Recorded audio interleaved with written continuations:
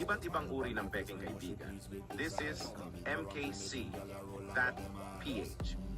Una, ang opportunist.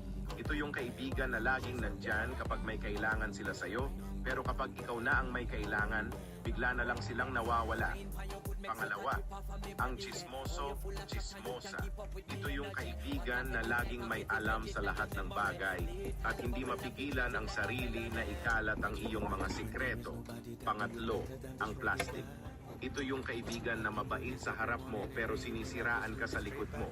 Ika-apat, ang user. Ito yung kaibigan na ginagamit ka lang para sa kanilang personal na interest. Ika-5, ang fair weather friend.